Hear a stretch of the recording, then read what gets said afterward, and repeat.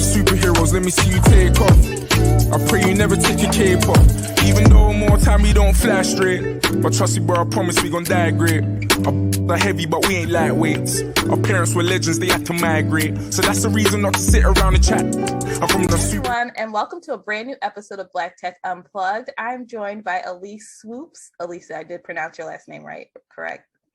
Swopes, but we will still give you a prize. Okay, so wait, I'm gonna start over. So 3, 2, 1. Hi everyone. Wait, before I do it, say your last name one more time. Swopes. Elise Swopes. Okay. Swopes. Mm-hmm. Like slopes, but with a W. Got it. I needed something to like hit. Something. I know, I got you. All right. 5, 4, 3, 2, 1. Hi everyone, and welcome to a brand new episode of Black Tech Unplugged. I'm here with Elise Swopes. Hi, Elise. Hi, how are you? I'm doing well. For my listeners who might not know the amazing work that you do, can you give a brief introduction of yourself? Sure, yeah.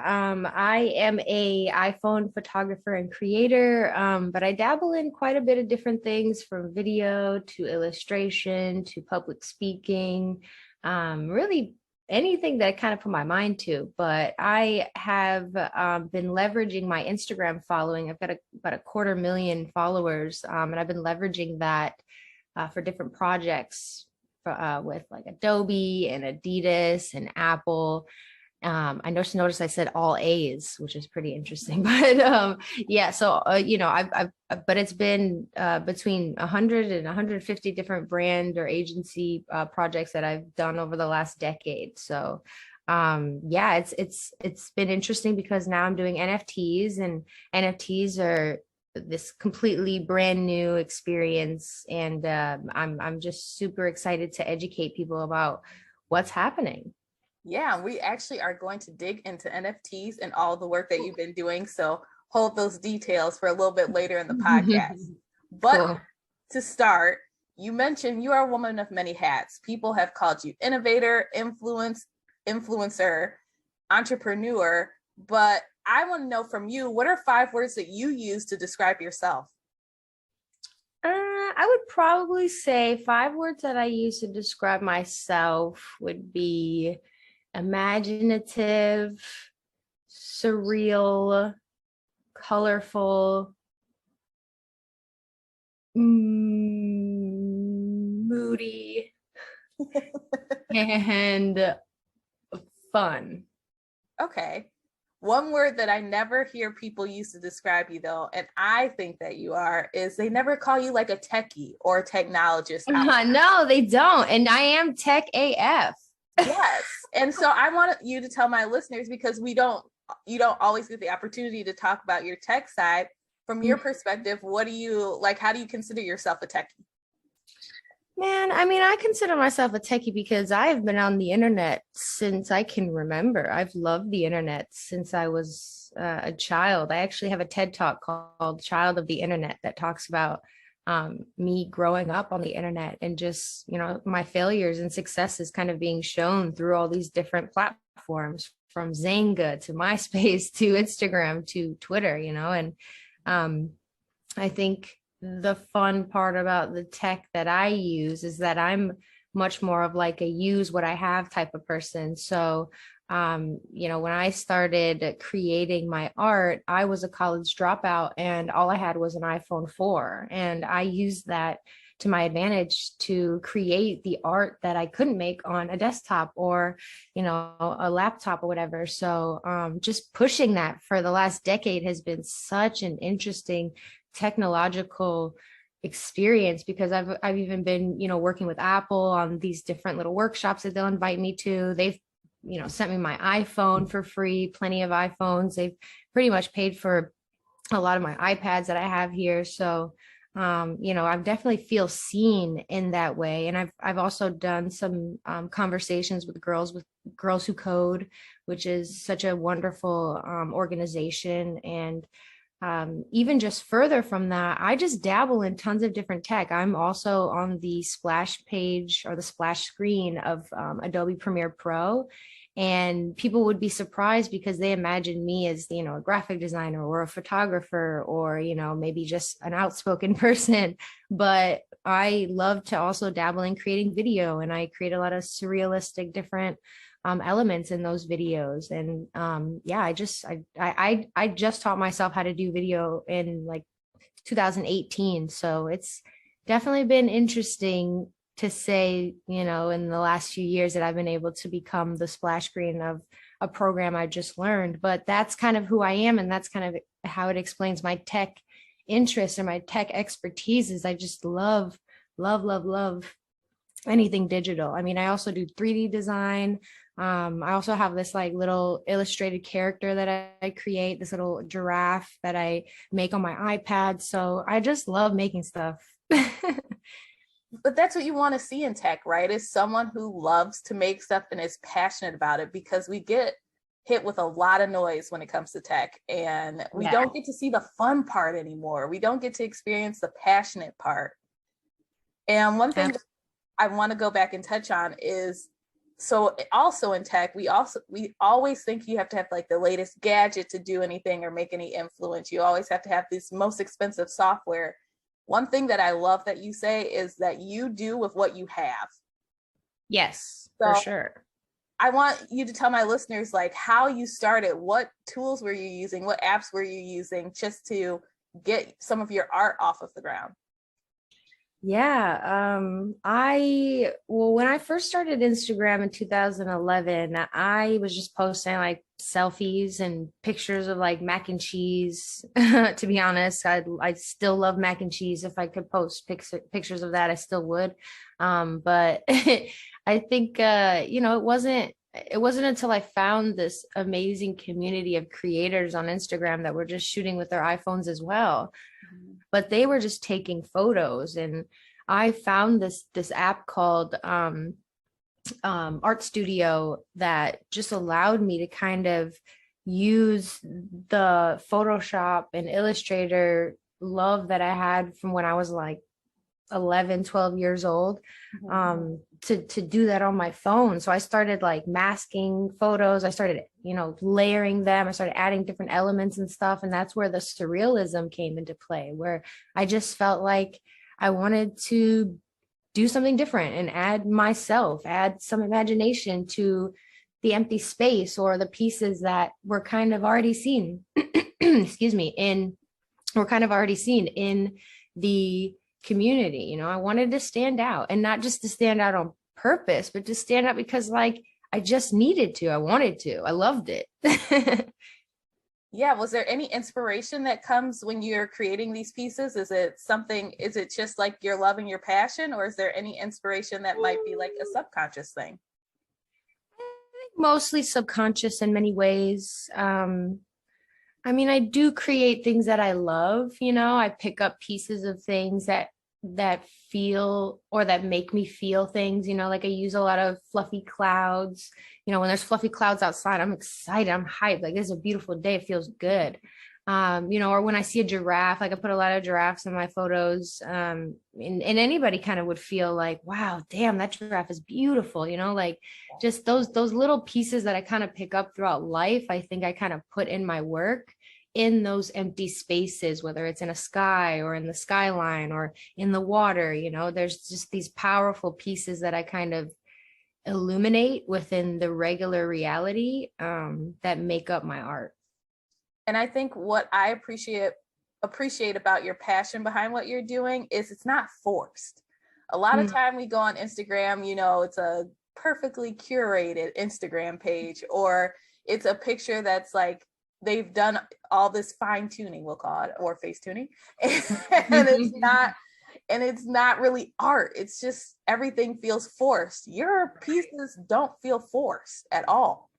Thank you. That means a lot. I mean, I'm not going to say that there hasn't been moments in my career, you know, in the last 11, 12 years where I have felt like completely authentic. You know, there was definitely periods of time where I felt like I had to put out a piece in the day, or else I fell off, you know, or like I had to you know, put out a giraffe piece because everyone was asking me about it. Like there were little things here and there that I just had to like learn through, you know, which is totally normal, I think, for us creators, because we can't just be so rigid in our ways. We have to like test and see, you know, what works for us, and not just in a way that works for others with analytics, but what works for our health, you know. Like I can't post every day, and I don't want to post every day because I got shit to do, you know. So that's kind of like the thing I grew up kind of learning into, was just like taking that moment, just being myself and not allowing other people to dictate, because the good things will come when you're consistent in your own element.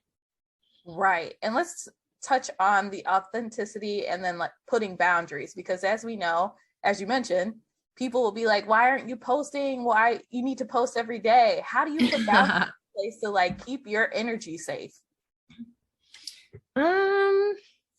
Boundaries, I think, begin at home with yourself and your practices and your routine.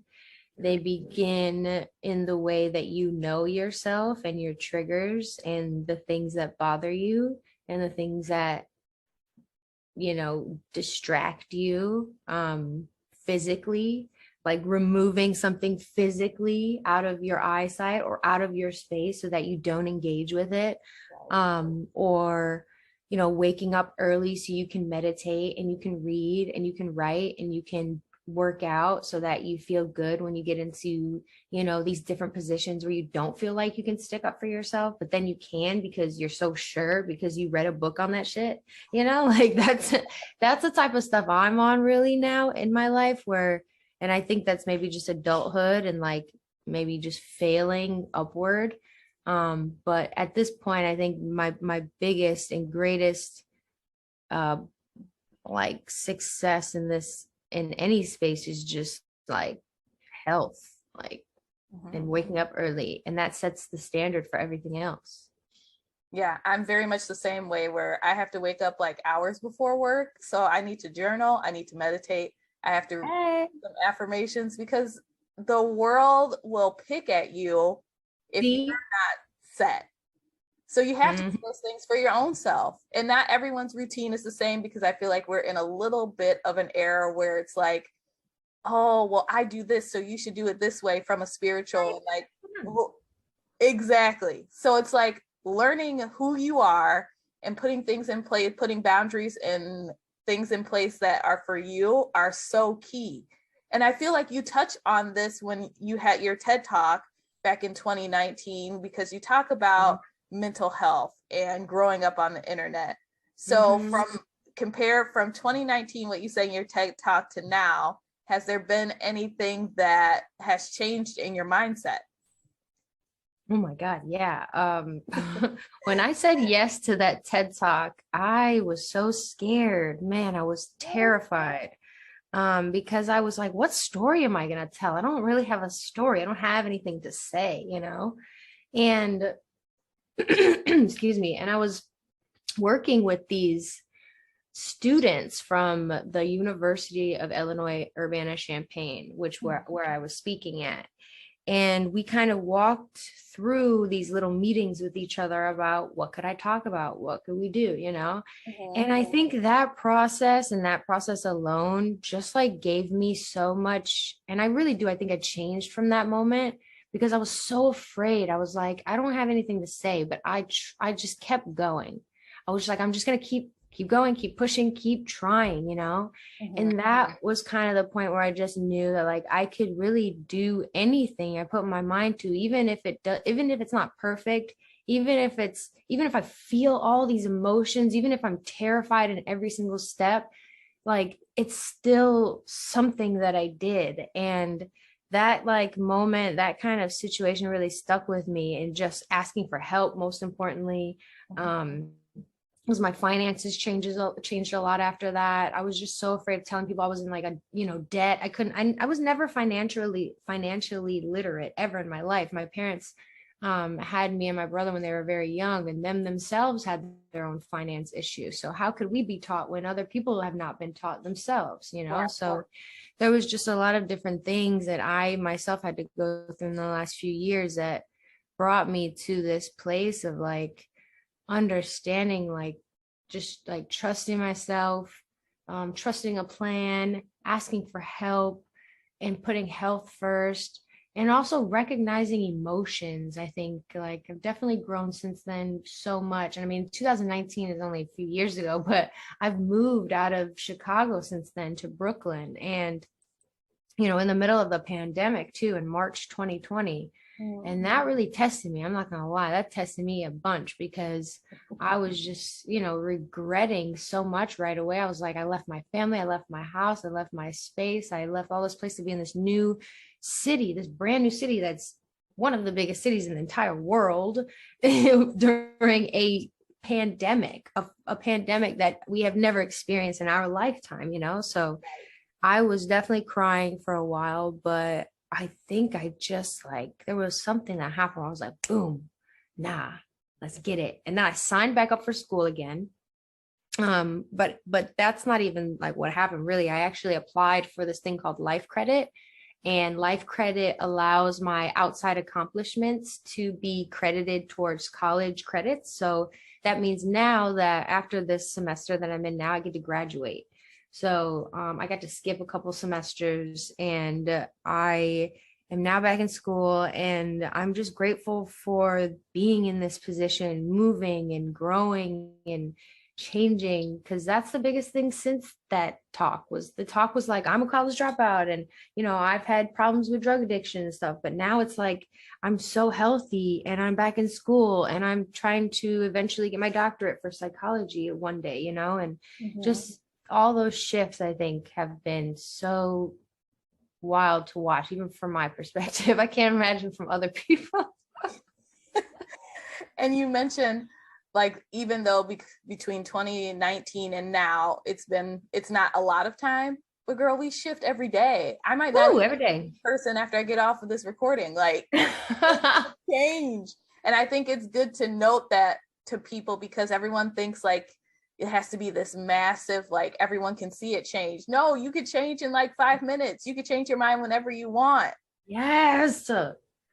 Woo. Good to know and to hear. And also, you mentioned the hardships that have come with your life. I think a lot of people see successful individuals and think like, oh, they've always had it made, and you know, they had this popularity. So let's talk through that a little bit. How do you consider your career as you failed upwards? Man, I mean, I almost didn't graduate high school. I was always skipping class all the time. And I also had a little problem with Adderall. I would be hanging out with these kids who were like do heroin and stuff. I never did that, but I definitely was around them. And I think in our suburb, there was just like a lot of drug addiction issues, and a lot of people were bored. They didn't know how to handle their emotions. And they were just traumatized by just a lot of different things that were going on around them. I mean, me, myself, I couldn't do that, you know, even. So the moment that I pretty much graduated, barely, I ended up getting accepted into Columbia, Chicago in 2008. And I moved to the city like the day I graduated high school. And I actually ended up going to school for broadcast journalism because TRL was on TV at the time, and I really wanted to be a VJ, you know, really, really bad. I just thought that was such a perfect opportunity, but I had never done anything like that in my life. But find out, you know, in school, you have to write a lot to be a VJ, and you have to do like a lot of different stuff and be in radio. And I was like, I don't know if I want to do that. So I ended up dropping out my first semester. And I was out for at least 5-6 years. You know, I was watching everybody around me like graduate college, watching people get jobs, watching people get married even and have kids and stuff like that, while I'm just kind of still existing in the world. Like but it wasn't like I wasn't doing anything. I just, when I dropped out, I had I guess I didn't have a plan, but I just had a vision, so to speak, on who I wanted to be. And it wasn't somebody who was in a classroom. It was somebody who learned in the streets. It was somebody who made friends. It was somebody who just existed in the world. And that's what I did. I struggled every day. I mean, I couch hopped. I was assistant to a DJ. Even in the middle of like me dropping out, I was like a rapper for a little bit. And in between that time, I eventually found Instagram and, you know, had my broken iPhone 4 with nothing else to my name. And I didn't even have a job or anything. And I was just in like this really desperate place, I guess, you know, where you just have like nothing. And I think a lot of our purpose sometimes comes from that place. Like when you're so broken, you don't have anything left and you just like give. And that's kind of how you build. That's kind of where a lot of my most beautiful moments in my life have kind of been built from, is that struggle. And so, you know, Instagram came around in that time. And then there was also a period of time where I thought that I was kind of like, I guess I couldn't really. So this is the thing too. This is wild to me because everyone would say that something was kind of like wrong with me, right? That I didn't want to find like a regular job, or I didn't want to go to school. And so the doctors would tell me I had like ADHD or whatever, right? So they gave me Adderall, which I got addicted to. Okay. So I ended up getting addicted to Adderall. And then I ended up having to go to a psych ward, okay, for a week to get clean from it. Because when I quit it, I was getting such bad withdrawals that I was feeling like I was going to actually kill myself. Like truly, I was having these crazy thoughts. And I called my mom and I was like, yo, you need to come get me because I'm actually concerned that I may actually end my life right now because I don't know what is happening in my head. Like I have no control over this feeling. So that's when I went into the psych ward, and the psych ward was just so scary because it was not safe. It wasn't, I mean, it was safe, but it wasn't safe for the mind. There was too many different people in there, too many different scenarios, too many different nurses who weren't really aware of even how to handle those different people. I mean, I shared a room with a woman who would just like stand over my bed and like stare at me, you know, and she didn't really talk or say anything. And, you know, me being a young person in my 20s, kind of getting clean from a doctor's prescription is like, what the right. You know, that'll change you, that'll twist you up. So that to me like changed me. I was like, I'm never going back to that shit ever again. Right. So I definitely changed a lot over that period of time. But I was still an addict, you know, I was still somebody who didn't solve like the issues that people were trying to medicate me for, you know, like that anxiety or that depression or like that lack of purpose. But that lack of purpose and that anxiety and the depression was coming from the fact that I was not healthy.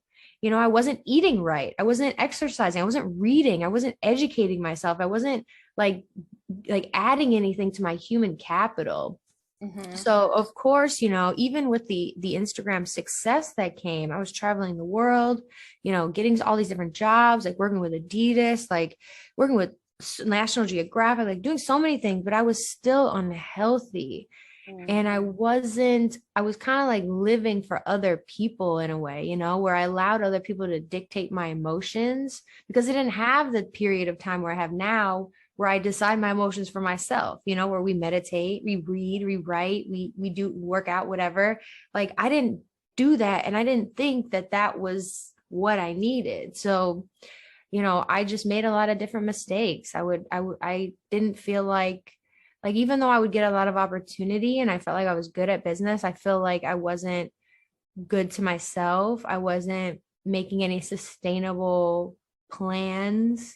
Like I said, I was in debt. Like there was nothing that was like sustainable, like I said. So, I guess there was a moment in 2016 where I just kind of like looked myself in the mirror and I was like, you need to get it together. Like everything. I'm telling you, I guess I just really lost everything in a way. Like I just lost myself. I lost like the trust of my family almost. Like I lost like just my friendships, like, because I just wasn't healthy. And so it was like, you need to get it together. So that's when everything shifted for me. Everything shifted, everything. I cut off a lot of different people. I stopped going out at night. I started reading a lot. I started working out so much. Stopped eating meat. I just I started writing too. Then I started doing my sunrise photos, and man, I don't know, my life just shifted entirely, and I will never, ever, ever, ever, ever go back. I feel you. And you've worked, because you've mentioned working with brands, and I know that working with brands is not the easiest. I mean, you've worked with Lady Gaga, Apple, Adidas, Beats by Dre, so many different brands. And I want you to tell my listeners what that experience was like working with some larger household names. I think working with large names is fun, but it can be difficult because large names requires you to work by their message versus your message. And sometimes you have to fight for your right to be creative in a way. Now, I'm not saying that specifically for like Lady Gaga or the ones that you've mentioned, but it can be a difficulty when you realize and you know and you value yourself to the point where you know that someone's asking you for a reason. But then when you kind of present something and say, well, that's not what we imagined. Well, I don't really care. So those are just some things that have come up, but also there's also sometimes where I have to care. Like I've humbled myself to the point where now I'm like, okay, how can I work with them to also get their message across, because they're paying me and also asking me for a reason, so there's just two sides to like me now in my business, where I'm just like humbled, but also very confident, but also like very aware of who I'm trying to make look good. Because if I'm working with an agency, I want to make sure that the agency, when they present it to the brand, that they feel confident that they hired the right person, and that means they'll come back to hire me again. Right. So even when I work with a brand directly, I'll study their past advertising. I'll study the colors that they use in their website and their logos and their branding and stuff like that. And just little things here and there, I think, really add to the element that keeps people coming back. So would you work with larger names in the future? Is that still something? 100%. I still do. I got a project coming up with Instagram soon. Oh, see, now you're giving us secrets. See, I like that. We got alpha. Hey. But the reason that I asked that question too is when you were in the time that you were kind of at your low, usually I guess you could call it a rock bottom. But when you don't know yourself and you're kind of like going with the flow and, floating through life, it can be hard to work with some of these like larger brands, because you're saying yes, you're the yes person. You'll say yes to almost anything and then be miserable, which you don't want, you don't want to have that path forward. I've got a difficult thought process about yes woman, because I definitely consider myself a yes woman to an extent, and this is why I have a management, because they know when to tell me to stop and when I'm doing enough and when I'm doing too much. Because I love a challenge. I love working. I love proving myself to people. I love being good at what I do. And even if it's shit, I love trying my best. And that is something that I'm just like completely like living for every single day. I'm just like curious, like what's going to come today? How can I do this a little better? How can I read a book about that? Like I'm just consistently using myself, my vessel, as a test subject to all this shit that's going on, whether it's my art, my business, or just helping others. But I'm definitely I don't know where I was going with that, but I'm excited about life. And my listeners who are interested in working with like larger brands, do you have any tips or advice for them? One, how to even get some of those type of deals, but two, how to work with those type of brands successfully? Well, my biggest thing is show the world what you can do on every level. Don't be afraid to go outside of the box. I think people attach too much to their style, to their personality, to this character, the concept of being yourself. While I think that's fantastic, but I think it's limiting to a lot of us, because we're creative. We want to do things. We want to create. If you see something, try it. It's the reason why I'm on the splash screen of Premiere Pro. It's because I saw a video and I was like, damn, that looks fun. And I feel like I should probably do that. And so I struggled my ass for years. I didn't know how to do video right away. And I sucked a lot of times. Some of the video was trash, but I still like got to a point where I know how to edit really well. So I think we just have to like get to a point where we're just comfortable showing people the different elements of us. And I think that's kind of the most success that I've had in my career is like, I'm not just an iPhone photographer. I'm also a speaker, an educator, a illustrator, a videographer, whatever you want me to be, because I can do it. Because that's what I do. I put my mind to shit. And Elise, you mentioned like just your journey of learning video. You didn't start until 2018. It's been a process. How did you learn how to do things? Or are you a YouTube like tutorial person? How did you learn? Is it trial and error? Half of it is trial and error, but I will say this. This is how I learn a lot of my things. I will pitch a project to somebody that I do not know how to do. Mm-hmm. And I will just do it and figure it out along the way. And so that does include, like maybe YouTube videos, Googling, whatever comes up, using little pieces here and there, whatever, happens, asking people for help, whatever the case may be, just got to figure it out because now I'm on a clock, now I'm on a timeline, and now people expect something, and there's nothing better than a challenge like that. To keep you accountable. Right, definitely. And speaking of just being around creatives and creating that creative environment, I do have to ask myself this question because you lived out one of my dreams. You met Kanye West, and I have to know what that experience was like. Oh my gosh. Being from Chicago, that is such an iconic moment to have in your life, regardless of what he has said or regardless of what he has done in his career up until this point. There's not everything I agree with, that he said or done, but, I respect him for what he has done for culture, for us, for our memories, for our time, like shit, that's not erasable, not at all. Right. So with that in mind, I was hyped. So what happened was, I was at an event at the Ralph Lauren store in Chicago, and there was a GQ drop that was happening for a photographer named Jim Moore. And Jim Moore is a photographer for Kanye for a lot of his GQ covers.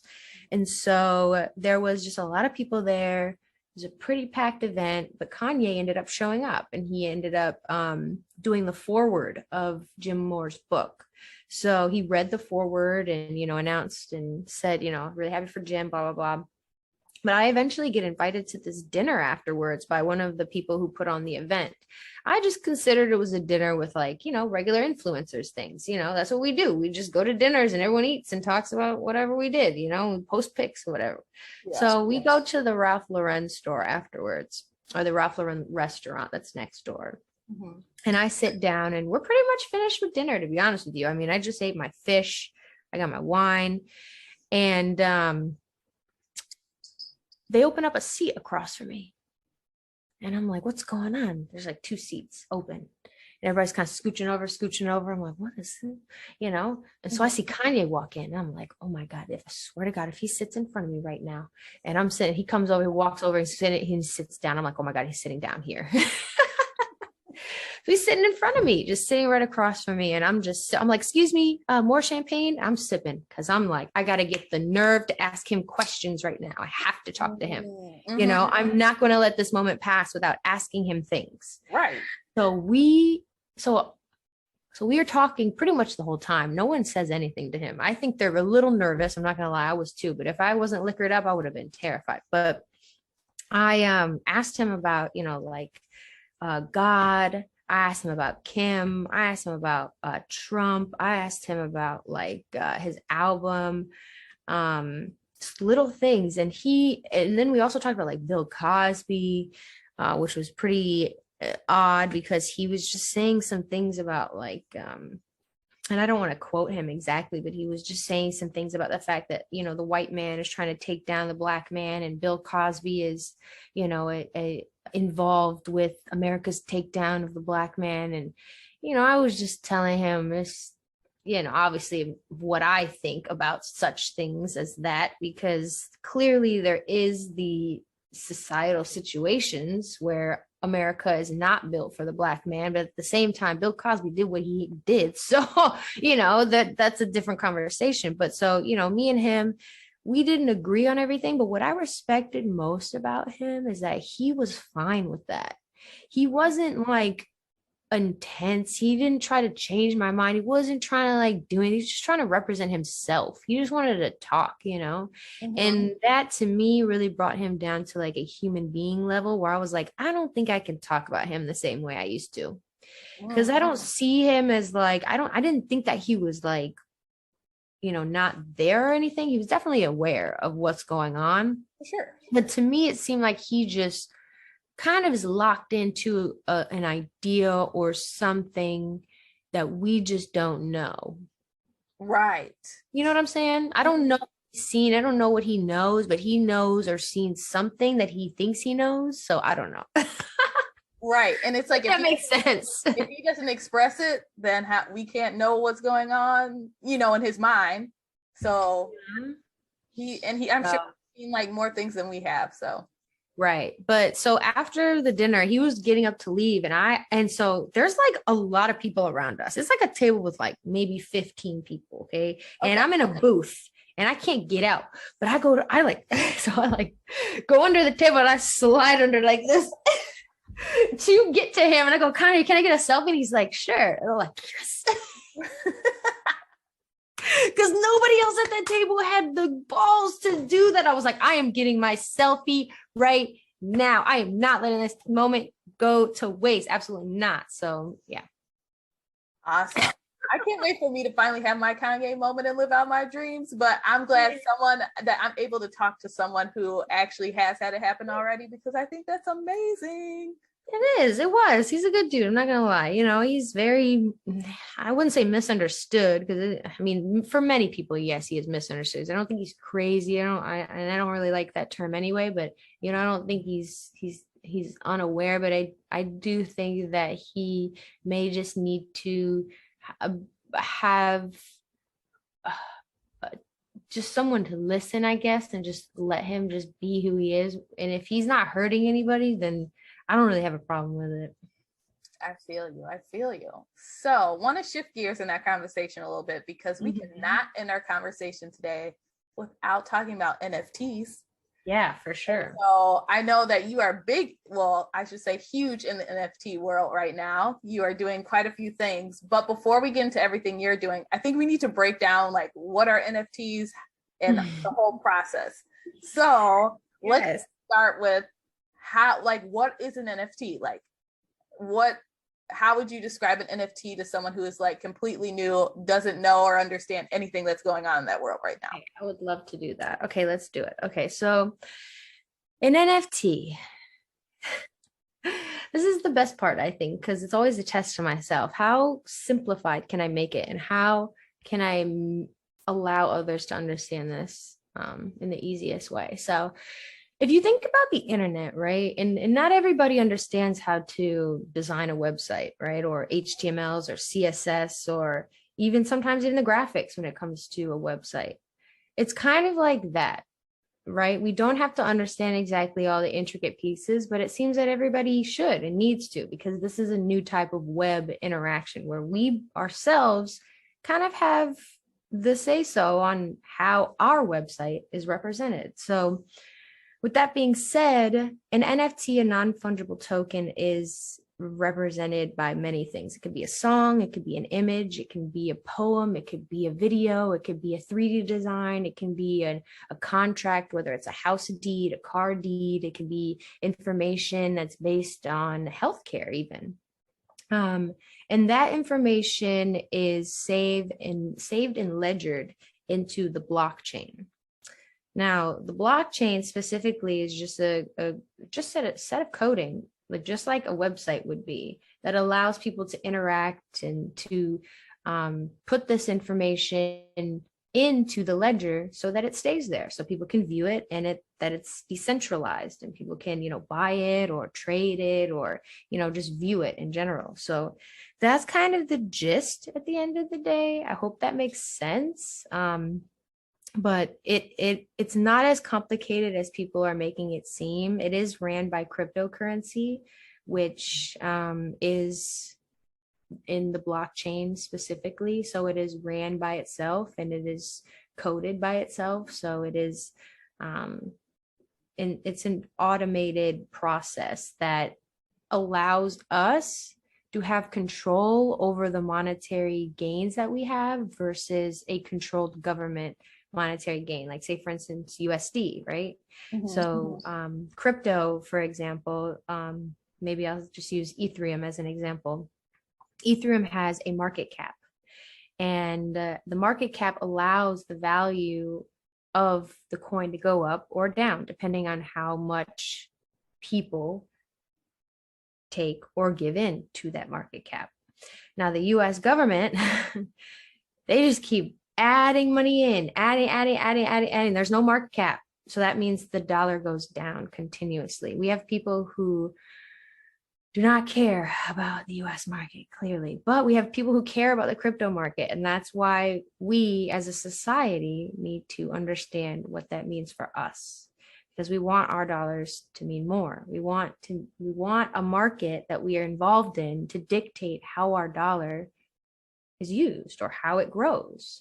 So when we use NFTs or when we're using Ethereum in the blockchain specifically, that allows us to grow that dollar. It allowed us to grow that different type of currency specifically. So that's why this is important, because there are people who understand finance in the right way. There's people who understand governance in the right way. So that's another aspect to NFTs, is you can have utility when it comes to your access and ownership to an NFT or a crypto token. So those tokens that are attached to your crypto wallet, that allows you to be airdropped, maybe some more coins. It allows you to be airdropped like free NFTs. It allows you to go to maybe even in the future a concert. I mean, this allows you unlimited access when you buy that one specific thing to all these different things, depending on what that artist or brand or company decides. So there's a lot of different fun things possible when it comes to this. So let's talk about it from a consumer perspective. Like maybe I want to buy some of your work from like an NFT perspective. What do I as a consumer need to have in place before I can even begin to think I'm going to purchase anything? For sure. Well, I'd say you might want to make sure that you have cash to liquidate, I wouldn't say this isn't an opportunity for everybody just to feel like they can get rich. You still have to be smart and financially literate to make sure that you understand the risks that you're taking, when it comes to NFTs, because it's not, you can lose money, you can lose money on certain NFTs, but you can gain it back in time, whether it's in a day or a year or a couple of years, you never know. And that's kind of the vitality of it all. But it's kind of like stocks in a way. So in order to even begin to buy an NFT, you would first decide, do you have the cash? And then you would sign up for a platform, whether it's Coinbase or a different exchange. And that is where you buy your cryptocurrency. Now, the cryptocurrency you buy can depend on what you're trying to accomplish. So for instance, there's different platforms to buy NFTs with different coins. So there's a platform called Object that uses Tezos, and Tezos is a green coin. It is a completely environmentally friendly cryptocurrency. And so a lot of different artists use that platform specifically. So you'd have to be able to buy that coin on a certain type of exchange, depending on where you are located in the world. Now, I can't buy Tezos in New York because it's illegal here, but you can buy it in a different state. So there's just a lot of different things to consider. But I think the easiest coins right now to buy, and especially if you don't want to affect the environment entirely, especially with different types of arguments that come up, which I think are completely valid, is ETH. And ETH is on its way to becoming wonderfully environmentally friendly, and it is one of the most useful NFT cryptocurrencies. So you can use ETH on different platforms like OpenSea or Rarible, or Super Rare or Foundation. But you would first have to have a wallet. Now, a wallet is where you put your coins once you buy them on an exchange like Coinbase or Binance. So once you have them on your wallet, of course, you'll have a bunch of different settings, a lot of setups and directions on every website that will tell you what you should do, how to do it. But once you make your wallet, there's going to be this thing called a seed phrase that they give you. Now, the seed phrase should not be saved digitally anywhere because people can hack it. And the seed phrase is important because it allows you to get your account back if you lose your password or if you're locked out of your account. And if you cannot find your seed phrase, you will not be able to get your NFTs back. You will not be able to get your crypto back. You will not be able to get anything back. So keep that on a safe piece of paper or something where you cannot lose it ever in your entire life. And keep it in a couple different places so that if that one place gets destroyed, you have it in another. So not to scare you, but it's just a serious situation. The last thing you want to do is get hacked in this community. So and people get hacked quite often because it's easy to get scammed. Now that's another thing I'll add. Be very, very, very, very, very weary of every single link any single person sends you. Do not trust a soul. If they say, oh, I'm going to buy your art, or, oh my gosh, here, buy this NFT, don't even click the damn link because I don't even know what they're going to do with your stuff. Don't connect your wallet to it. Don't do anything unless you know 100,000,000% sure that it is authentic and that you will actually get what you paid for. Okay. Because a lot of these things are way too good to be true. If it feels like that, it's wrong. Okay. So yeah, get your wallet. And then once you got your wallet connected to your browser, that's where you'll be able to go and visit these different websites where you'll connect your wallet to the websites and you can create your profiles and you can find, different NFTs that are in your price point and things like that. But I think one of the greatest places to be in order to learn more about the community is on Twitter. Really? Is there a certain hashtag to follow or? No, you just get on. Yeah. Just follow me and you'll see what's going on. This is true because you do keep everyone informed. So I appreciate that. And you talk about the good and the bad parts of NFT. Yeah, I don't agree with the bias stuff. I don't agree with how it's just ignorant to me and it's not truthful. We have to be honest if we're going to make anything better. Mm-hmm. Oh, for sure. Without an open conversation and being real, that's why things are the way they are right now. Right. So we need to keep being honest and, tell the stories of what's actually happening somewhere. You see, what's up. Now, we talked about creating like your crypto wallet and all the steps of doing that. How long would you say it takes to do that? You can do that in like 5 minutes, probably 10 minutes, but actually getting the coins on your wallet probably take up to 5 days for just the transfer if you're doing it for the first time even. But if you're doing it right away, it's like okay, so go ahead. Quick, that was it. So we talk about it from the consumer side of like, okay, if I want to buy some of your pieces, this is what I have to do. Now, what if you're okay, we're going to use you as an example. You want to sell your art, whatever you're creating as an NFT. What do you have to have in place in order to do that successfully and not get hacked? Okay, so it's the exact same thing that I just said, except on the websites, you just mint your artwork. Okay. So that's exactly the same. Not a horrible process, but nope. You still, like you mentioned, you don't click on every link.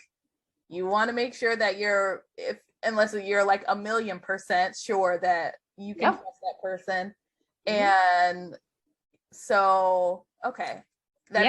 People will be in your DMs and they'll be like, oh, I want to buy your art for 1 ETH. send me this, see me something, blah, blah.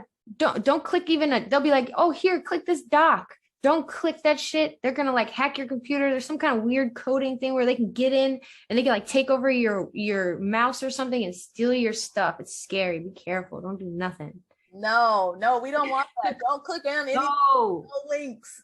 Nothing. So, my biggest advice too is to, when you find those authentic websites like OpenSea.io or Rarible.com, SuperRare.com, those authentic websites, bookmark them, because do not like Google them to get to them, because sometimes Google will have like the hacker site like right at the top. You click that and all of a sudden you connect your wallet and then they've got all your stuff and they've stolen everything. That is good to know, because I'm sure the first place people will go is Google. Like, go to Google. Wow. How do they have the hacker site at the top of the list? Man, I don't know. They'll do anything for money out here. This is true. Don't trust nobody. Don't trust anything. That's it. I don't trust anybody. I'm just saying. I mean, my philosophy is you should question everything. So I totally understand. So, okay. Yeah. So for you personally, I know you have the Sunrise Art Club, and that's what you've been selling. You're like, from an NFT perspective, that's what you've been doing every day. You've been selling. Yes. How is that going for you? And also just describe, what is the Sunrise Art Club for people who don't know? Yeah, thank you. It is a NFT project based on 365 photos that I shot of the sunrise in Chicago. And each person who buys in a sunrise NFT gets ownership of our project. And ownership means they get to decide on different proposals. They get to vote on different artists that we partner with and create with. And they also get rewards in the end. Like if we, for example, when we create our agency and our meditative studio, they'll get rewards for their early involvement from their token that they hold. So it really depends at the end of the day if they don't sell it. And it's really like a long hold type of situation for our NFT project, because we are dedicated to building projects for women of color in the space, because we've noticed that there's just a huge lack of support for women of color, especially Black women in the NFT space. A lot of white male are just dominating the space, and for me, I just want to use my art and use this opportunity to give back to women who want to create NFT projects, who want to create educational programs, want to build different things at different conferences, whether it's Complex Con or things like that. We'd love to support and just see what's possible. Right now in our fund, we have about $25,000 in the last month. So that's pretty great. Yeah. And you actually are leading me to my next question, which is around the pros and cons of the NFT community.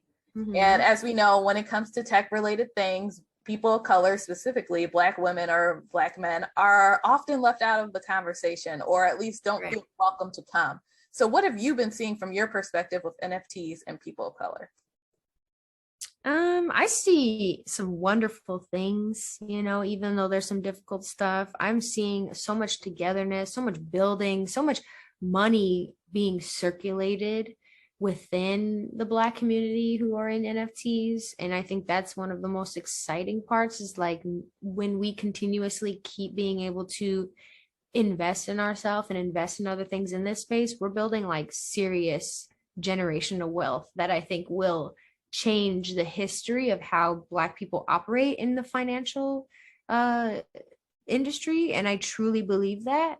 But at the same time, the people who do have a lot of the money are these crypto bros. They're these white guys who have been living on the internet for the last 10 years, and those are not my favorite people. So we definitely have to tiptoe every now and then in order to get some funds from these people. But now it's looking like, maybe we don't have to tiptoe anymore, and we can speak up a little bit, because our people are getting the funds, and the people who do see us are giving back and doing the part. So that's what I'm trying to do. Yeah. And actually, let's talk about what you're trying to do, because you continue, like, obviously you're raising in fame, you're continuing to do work, you're continuing to create amazing content, but you always give back. And that's what I appreciate about you, is that you're always teaching as you climb up the ladder. And so what are some ways that you've been giving back to the community lately besides the NFTs? I mean, I have a mentee program where I mentor 15 people. So we have like these 45-minute calls every month. And we just talk about all different types of stuff, from business to personal to plans to the past. And then I'm also, this is some alpha for you too, some behind the scenes info, but I'm working on this project with my friend Drifter Shoots, who's also a wonderful, great photographer in the NFT community, and who was also incarcerated for a little bit because he was climbing. And so we are working with 12 incarcerated artists, and we are creating a digital gallery for them to sell their NFTs. And I just got all the bios from them, and I was crying the other day about them. It's just difficult to read, but it's not something I'm shying away from because it's difficult. I believe in the accessibility and the innovation and the equity of this new world. And I really want to test its abilities to give back to people who, cannot destroy or end the susceptible prison industrial complex that their families have been locked into, or that continued victims have been locked into. Like, if we can end the financial struggle, if we can end this issue, then we can kind of begin to think about other things. Right. And you know what, just go back on NFTs for one moment. Do you think that this is going to be around for a while? Yes, it'll be around forever. Really? Forever? It'll change the way people interact with information. Okay. And then also, we talked about you going back to college, and so you only have a semester left, correct? So one, I have to know, why did you go back to college? And what are your plans? I know we mentioned you potentially, or in the future, getting a doctorate in psychology. But what makes you want to go back to school? Because you have a lot of life experience. Honestly, I don't know. I was just at my mom's house in the suburbs, and I just was talking to her about mentoring the people that I was mentoring. And I was like, man, it'd be fun to be a psychologist. And she's like, you should go to school for it. And I was like, maybe I should. And then I just was looking up how to get the life credit, and then I just started working on it, and it took 2 years to get the application through. And then I sent it to them, and the dean reached out, and they were like, we want to use your application as an example for other students, and just congratulating me and everything. And they've made it so easy for me to go back to school. And I'm taking history of hip hop and entertainment marketing for my last 2 classes. Chilling. Right. And that's it's nice when you can take classes that you actually want to take, because a lot of times you have to take some stuff like economics or something that you don't want to do, that's not but that's why it's hard when I look at a lot of these kids in my classes, because they're so young, and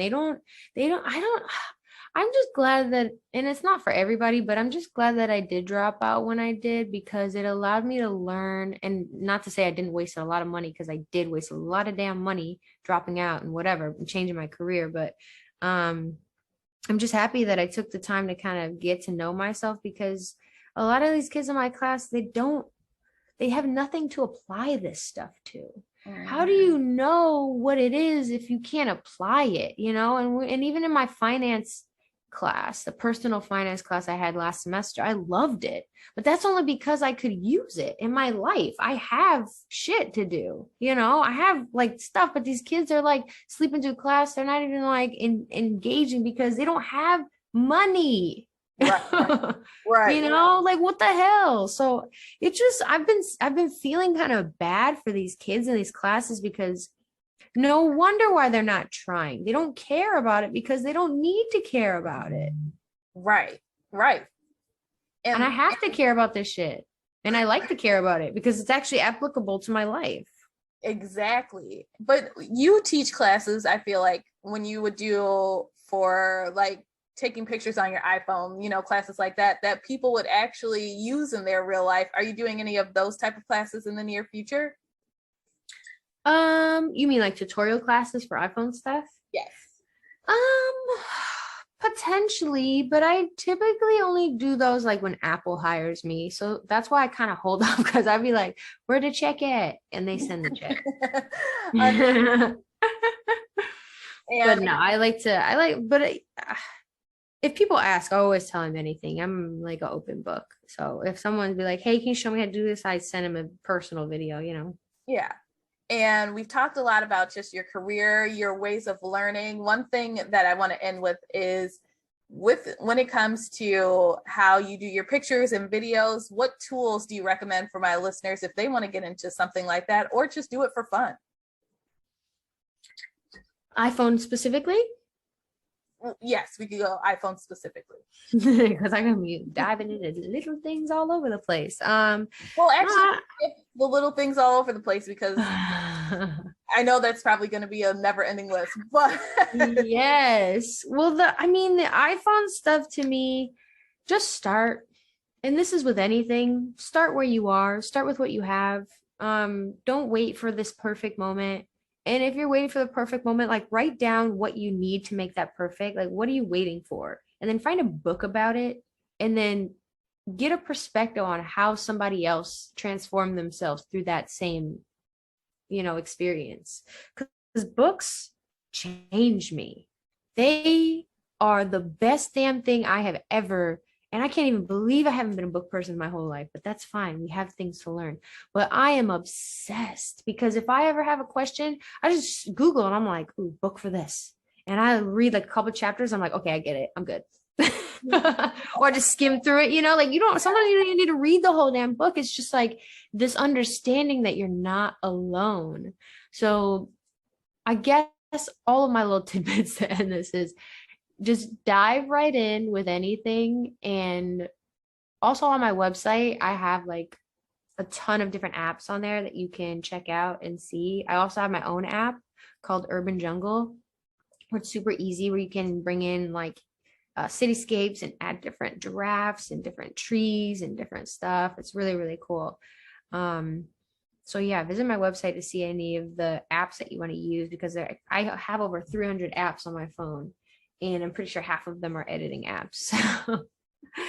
But the other end of that, at least to learn other things, is just, books. And for my final question for you today, Mm-hmm. What is the future for Elise? I'm going to mess this up again. Swopes. I'm going to get it. Elise Swopes. What is the future hold for you, Elise Swopes? Well, the future holds for me definitely health, definitely education, or at least knowledge. Now, this is my thing.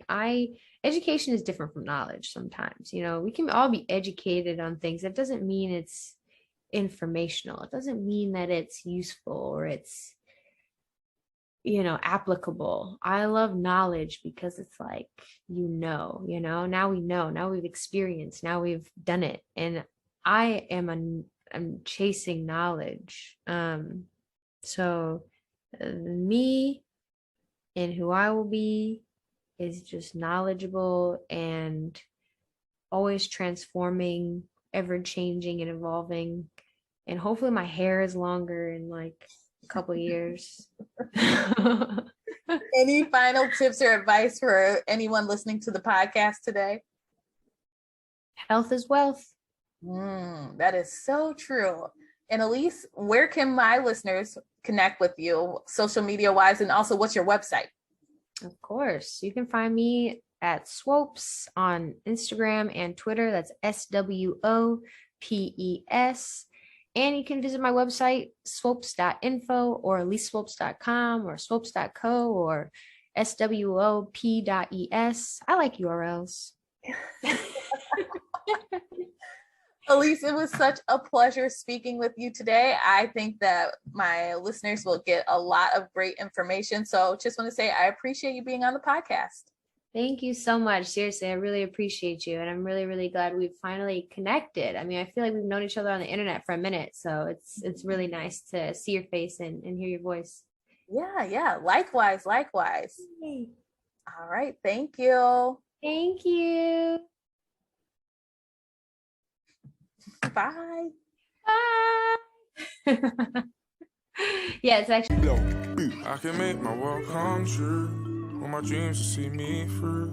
And if that will get me down, my dreams will turn things all around. With a smile upon my face, I can see a better place. Doesn't matter what blow. I can